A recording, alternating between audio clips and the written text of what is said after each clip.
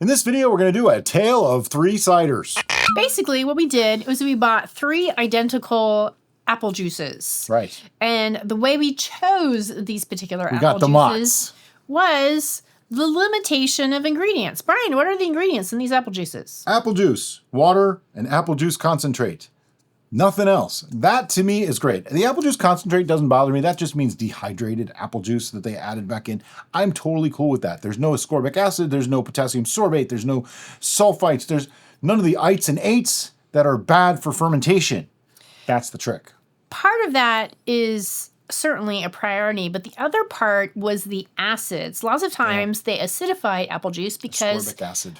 bringing the pH level down by acidifying helps with stabilizing the beverage. That also makes it taste like crap when you ferment it. But it makes it difficult for fermentation too. So before we get too advanced in what we're going to do, we really need to take a pH reading just to be sure. Well, let me pour out 1 cup from this one, and we'll take it from the sample. That way I'm not losing those few drops. But let me explain what we're actually doing here, because yes, we have 3 different things of cider here, but what the real test here is yeast for ciders. So we have SafCider TF6, we have SafCider AB1, and we have SafCider AC4. 3 different cider yeasts. And we want to see, does it make a different cider when you use the same juices? So each of these ciders have specific flavor profiles that they indicate on their packet. The TF6 is supposed to be perfect for maximizing the fruitiness of your cider. That's this one. AB1 is supposed to be the right choice for balanced ciders. And the AC4 is supposed to be ideal to produce fresh and crisp cider. So basically we're going to have a fruity, fresh and crisp, and a balanced. So we have opposite ends of the spectrum and something smack in the middle. Curious to see what the differences are. Often you would select a specific yeast based on what other ingredients you're going to be including in your cider and what you want to enhance with the culmination. Culmination. Words. Culmination. They're hard. Culmination. So we're going to see, what if we just use apple juice and nothing else? How much difference will those different yeasts create in the final product? I'm pouring off a cup from each of these because they're very full and we have a bung that sits really far in them. Yeah, so I didn't want to... need some room. Yep. So we're going to put our excess in this bottle. And then that goes in the fridge and we just, drink it. It's well, apple we can juice. also use this as a control of the same juice unfermented when we're tasting. Sure. We can do that. I just thought about that. Yeah, she just made that up. It's okay. Just now. So this isn't so much a recipe video. You can totally make cider the way we're going to do it. It's a very simple version of making cider. This is a test. This is only a test. But I don't think we're going to carbonate this or anything like that. We're just going to taste it. All right, so we're going to take a pH reading. Let me move these out of the way so you can see on some of this juice. And the reason for a pH reading is so that we know if we have to make adjustments before we even start fermentation to make sure that fermentation can actually occur and occur well. We're hopeful we won't have to. Because that's going to be a pain if we have to do that. But, you do what you got to do, right? It's looking like about 3.5. I'm going to say let's risk it. That's turning a little bit greenish, too. It's between 3.5 and 4.0. It's definitely not 3.0. It's more like 3.5 to 4. Yeah. Okay. It's ideally, we like to see 4.0. There's some green there. We like to see 4.0 for pH, okay? 4.5, we like to lower it a little bit. 3.5, we usually like to raise a little bit. This is somewhere between 3.5 and 4. Due to the nature of this test, I don't really want to mess with things too much. I don't want extra variables. I know that we can ferment this, and I'm not really too concerned. If it stalls, it should stall equally. Yeah, it should. Or that's another part of the test. Let's go with that. So the way we're going to do this is really super simple. We have... Do we even need to take a gravity reading on these? I mean, we do... I'm going to take a gravity reading just to know what they started at. Okay. They should all be the same. Sure. Which, yeah, they should. You should take that now? Yeah, I need a piece of paper, though. I don't have anything to write on. I did. She didn't get a note out. We did put tape on each of them. Yep, they're so all that notified. way we know which yeast is which one. So we got that part taken care of. While she gets paper out, I'm going to shake these up. There's some goop in the bottom that you definitely want in your brew because it's, you know, solids, nutrient for the yeast, maybe a little bit. Touch, you know, certainly not going to hurt anything. Better than sitting at the bottom. And yes, we're fermenting right in these bottles. Why? Because we didn't have enough half-gallon bottles to go around and make this happen. Also, we know that the interior is sterile because it's got the juice in it, and commercial brews have to be done that way. It even has a little sticker that says, "Contents may settle. Just shake and enjoy." See, it tells you. Gravity reading. Oh, yeah. I'm going to do a gravity reading on all three just to make sure that they're the same. They really should be the same. But I've seen differences between different bottles, so it could happen. And if it's different, that kind of throws off our test a little bit. It does. But not really. Sort of. Only kind of. Maybe. A little. Would you hold that for me, please? I will hold this. You will take that and put it in your I pocket. will put it in my pocket. 1.048. Do you even know what movie that's from? I do. I do. Do you know what it's from? Let us know in the comments. It's one of my favorite lines to say to people, and they always just kind of have no idea what I'm talking about. I'm like, All right. I'm not going to rinse these all out in between. They should be the same. The slight drop that might be in there, I'm not going to worry about it. This test is really more about do they taste different at the end. The juices are the same juices, so there's no point in rinsing them out in between. We're just making sure that they're all the same. It's called due diligence is all this really is. Am I just imagining this, or is that actually different? Nope, 1.048. Okay. Yep, I'm noting them all down. Gonna do the thing. Due diligence. This is what science is all about, you know? Checking things, making sure that you're on the same page. We have actually, where's the lid? There it is. We have actually seen, though, different juices, like that we bought the same day, Being have different. like 6 to 8 points different gravity. It's crazy. Nudson's is like that. Some of them are really high, some of them really low. I don't know why, because Nudson's is a really good quality brand of juice. Well, apples are apples. And True, but you'd think they're making a consistent product throughout. But you never know. So far, Mott's consistent. That's 2. Let's see if the third is. Watch this one be like no, I don't 10 say to that. 65. Don't put that into the universe. Hey, you know what? I just speak the truth. It is what it is already. I can't change it just by words. What I say ain't gonna make a darn bit of difference. Stop floating to the side. I want to read you. It's 10:48. Yeah, they're all the same. Yay! Okay, one variable squashed. Myth busted. We're being silly, but the point is they're all the same right now. They are identical. So I'm going to start by putting the yeast in each one. We're doing full packets, right? Just I'm going to do half. you're doing half? Yeah, I don't want to put All right. a full packet of this stuff in there. Do Actually, you- I got a teaspoon measure on purpose just for measuring. so the doing a yeast. full We're teaspoon going to of do a each. teaspoon of each. I approve of this message. That way it's a consistent, measurable thing. As long as I get my teaspoon the same every time. Okay, that's pretty good, yeah. So this is TF6. This is the mixed fruity ones. And then my patented folding technique. I have a video on this if you haven't seen it. I even got tape out, ready to do it. Look at you. Yep, I was prepared for once. And of course, my patented folding technique covers up the name of the yeast completely, It's okay. but that's how it is. It's all right. I do not want to put, Do we need the bungs now? not yet. Okay. I'm going to do it all at once. Okay. All the same. Okay. Separate but equal. Whoa. Spilled a little yeast on the table. It wouldn't be a CSB video if I didn't spill something. A few extra yeast on the table. By the way, the 1 teaspoon of yeast is a little over half the packet, so there's barely any. These just became insurance yeast now, I think. All right. They should all be roughly the same for alcohol tolerance. They don't say on the packet, but They're all cider yeast, specifically. yeah, they're all cider yeast. cider yeast. And these are only 1048. I mean, we're talking like 7 to 8% ABV here. It's not going to be a big deal. The only downside to using the test strips is my finger is now green. Other than that, they're great. It is an easy bean grain. Okay, and then the last one is AC4. I'm double checking and triple checking to make sure I'm putting the right ones in the right one because I just have a tendency to not do that. I did not spill any yeast that time, though. By the way, some people get crazy that they sanitize the scissors that they use to open the yeast and everything. If you really want to, go for it. I've never once had an infection due to You sanitize the exterior of your yeast packet? Some people do, yes. In beer, it's probably more important, and this is cider, so it's probably along the same lines. To me, here's how it is for sanitization.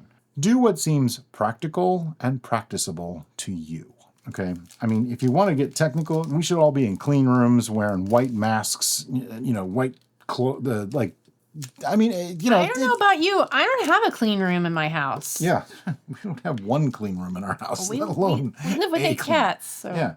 So here's the thing. You know, in all the years that we've been doing this, how many infections have we ever had? We had a Brett infection in a raspberry beer, and maybe one other. We had mold in something, and we dumped it out.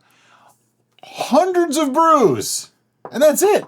That's it. Because we do the best we can. All right. Before we get too carried away, you want the bungs ready? I would like bungs and airlocks. Okay. Okay, so we found these bungs that are actually made for like 5-gallon fermenters. I think they might even be for 3. And they fit these bottles pretty well. So we have that and a 2-piece airlock. You can use a 3-piece airlock. It's all good. I actually prefer actually, these are the 3-piece airlocks. Those are 3 pieces. I prefer the S-type. It's an airlock, okay? You need airlocks. Just get airlocks. Doesn't matter. You got a Kimbo here. Yeah, I didn't get it in there yet.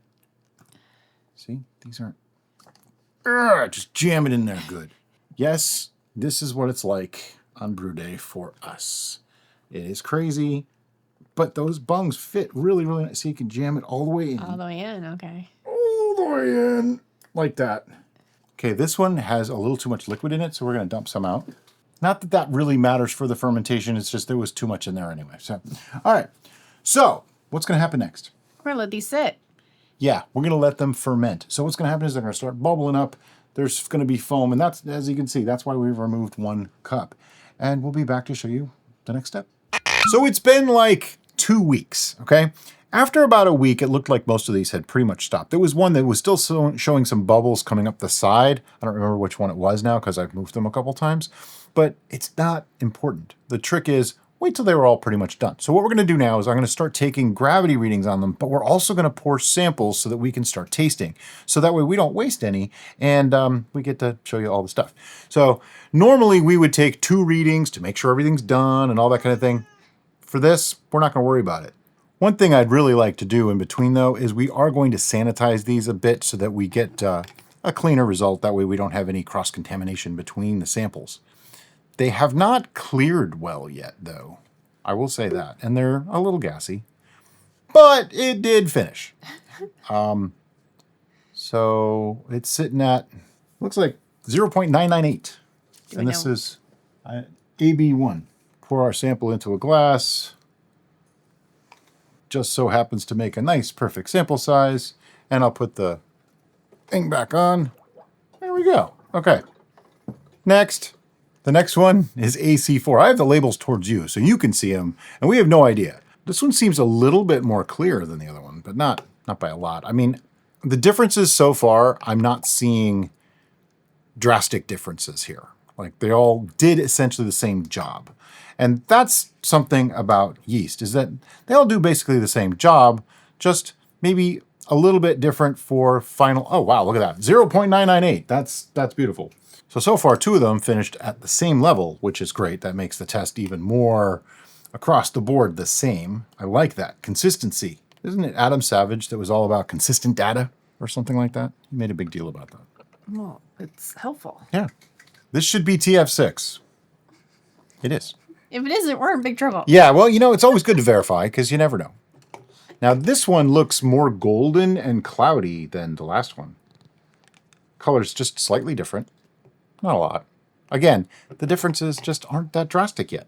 0.998. Beautiful. That does not happen So that right there tells us our first result, and that is that utilizing the exact same juice in the exact same conditions, because they were set on the exact same tray right next to each other in the exact same location, they fermented evenly and to the same gravity reading based on the time frame that we allotted. Yeah. So let's find out how much alcohol did we make, just for curiosity's sake. 1.048 minus 0.998 times 131.25, because this is a lower ABV. Whoops. Don't bump extra buttons when you're doing this. It tends to throw the reading off. I got 875 as a number. I don't think that's right. 6.56. So this is actually no weak cider. It's actually, reasonable. Do you want to write that on your notes? Now, it's time for a tasting. And at this point, we could have taped up the glasses. We could do a blind taste test, and we could do all this stuff. We're not going to. We know that one of them is fruity, one of them is balanced, and one of them should be crisp. That's it. So we're going to taste them and figure it out. We have the glass sitting in front of each different one. You have the labels towards you, so we don't really even know which one is which. I keep having to check to see which they are, and they're all just AB 6247 hike. I don't know. It doesn't matter. So grab a glass and make sure it goes back where you put it, and we're going to taste them. So we're just going to randomly... Oh, do you want to taste them together? All right, let's do that. Or are you concerned about influencing each other? I'm not worried about it. It's fine. It's fine. It'll be less chaotic this way. Smells like a cider. That's very explanatory. Thank you. Okay, it smells like a young cider to me. Definitely got a little bit of that kind of apple juice funk going. But it does smell appley. It actually smells... Yeah. The more you smell it, the better it smells. Yep. Yep. I wasn't getting that strong youth note, considering these haven't aged, where typically we would need them to age. I can drink that as it is. I can too. And the Wow. thing that I noticed up front was like a warming... little bit, yeah. Sweet combo, which was interesting. I got water too, so I can climb this as well. And then it went in kind of the tart fermented apple. And then at the very end for me, it was more complex with the fruity apple and the tart apple and the sweet, like all the combinations. So of you're little bit getting a alcohol. lot of different kinds of things there. I got more or less, it tasted kind of like fermented apple juice to me, which it sounds really horrible to say, but it had a little bit of apple sweetness to it. The acidity was nice from the apple, the malic acid that's in apples. I thought it was very nice. I don't have much to compare it to at this moment, so that's why it's difficult to say. So let's just move on to the second one. The one thing I can say is my memory of fermenting apple with our other ciders is that it took much longer to get to a pleasant state. Or right now, I feel like that was pleasant to me. It could take some longer to smooth out the edges, but it was still pleasant. These yeasts are made for doing ciders. That's something important. Which is already guiding me to think that there's something to that. Well, there's different acids in cider specifically. This one on the smell doesn't smell as powerful as the last one. Yeah, this one I'm getting more of the footy note on the aroma. It's a little more robust of a flavor. The dryness is more apparent in this one than in the last. Let me just make sure on that.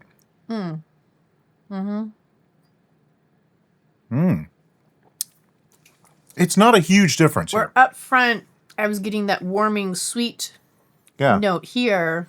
Here, I'm getting more of a fermented dry note.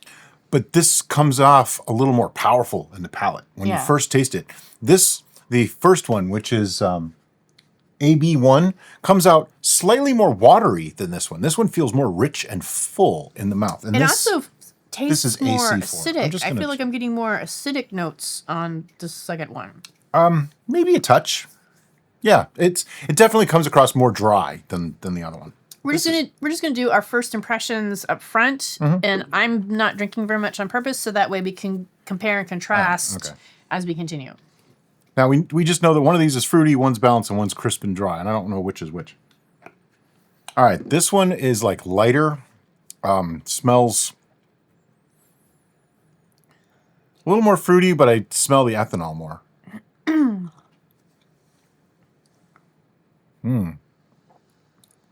Oh, yeah. Now that is more like a dry, crisp cider to me. The malic acid is very prevalent, much more acidic. The apple flavor is pushed backwards just a touch. Definitely a more crisp. I'm gonna bet that the TF6 is the crisp one. Yeah. Nope, TF6 is the fruity one. Really? That's supposed to be the fruitiest of the three. I feel like this one was the fruitiest. Yeah, the AB1, which is the balanced one, is the one that we thought was fruitiest. And the AC4 is supposed to be the crisp one. I don't know that I'd use those terms to describe these. I would agree with the crisp one on the middle. Because this one, I was getting more acidity and brightness in the middle, where this one is almost feeling watery to me.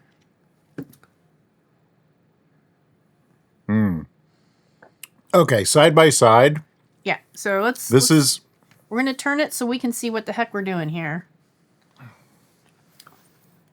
So, and then put the cups on our side so we can go back and forth and compare and contrast with aroma. So this one's supposed to be balanced. This one's supposed to be crisp. This one's supposed to be fruity. All right, let's. I'm just going to taste them all. All right, I'm going to smell and compare smells first. I'm going to taste them.